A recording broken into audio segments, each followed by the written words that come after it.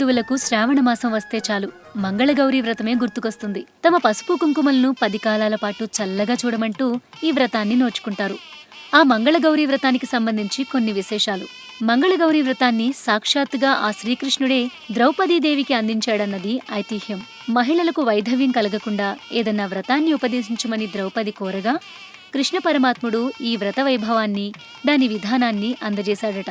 రక్షాబంధనాన్ని జరుపుకునే ఈ శ్రావణమాసంలోనే కృష్ణుడు తన చెల్లెలు ద్రౌపది మాంగళ్యాన్ని నిలిపే ఈ వ్రతాన్ని ఉపదేశించడం యాదృచ్ఛికం కాదు కదా.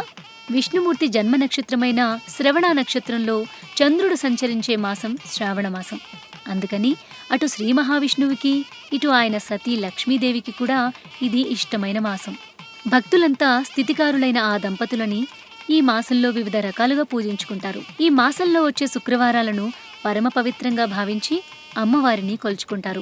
మరి లయకారులైన పార్వతీ పరమేశ్వరులని కూడా ప్రసన్నం చేసుకోవాలి కదా. అందుకే గౌరిని కొలిచే ఈ మంగళగౌరి వ్రతాన్ని కూడా ఆచరించడం సబబు.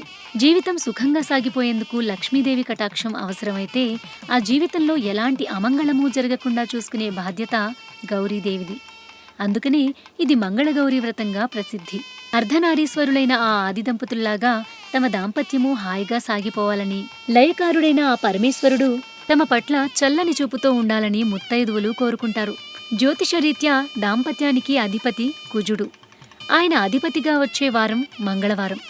మన జాతక చక్రంలో కుజుని స్థానం ఏమాత్రం సవ్యంగా లేకున్నా ఆయన దాంపత్యంలో అపశృతులను కలగజేస్తాడని ఓ నమ్మకం.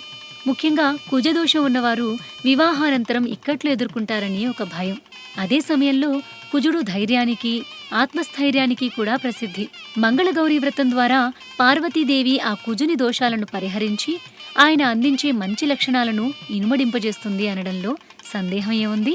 5 ఏళ్ల దీక్షగా సాగే ఈ వ్రతంలో మొదటి సంవత్సరం ఈ పూజని తల్లే తొలి పూజారిగా నిలిచి కూతురు చేత చేయించేందుకు సిద్ధపడతారు. పసుపు ముద్దనే పార్వతీదేవిగా తలచి పూజించుకుంటారు. పత్రితోనూ పూలతోనూ అమ్మవారిని నిండుగా అర్చించుకుని శనగలనే ప్రసాదంగా పంచుకుంటారు. ఇలా మంగళగౌరీ వ్రతాన్ని గమనించినప్పుడు అడుగడుగునా ఆడంబరం కంటే ఆత్మశుద్ధికే ఎక్కువ ప్రాధాన్యత ఉన్నట్లు కనిపిస్తుంది. ఇది సామాన్య గృహిణులు చేసే దాంపత్య యజ్ఞంలా తోస్తుంది. చివరిగా మంగళగౌరీ పూజలో పార్వతీదేవిని గౌరీదేవిగా భావించడంలో ఒక పరమార్థం కనిపిస్తుంది. గౌరీ అంటే ప్రకాశించినది అని అర్థం. ఈ వ్రతం చేసుకున్న వారి జీవితాలు కూడా సంతోషంతో ప్రకాశిస్తాయి కాబోసు. అందుకనే సాక్షాత్తు ఆ పరమశివుడు సైతం త్రిపురాసురుడనే రాక్షసుని సంహరించే ముందు మంగళగౌరిని పూజించాడని చెప్తారు. ఆ గరళకంఠుడినే కాచుకున్న గౌరీ మనల్ని మాత్రం ఎలా విస్మరిస్తుంది?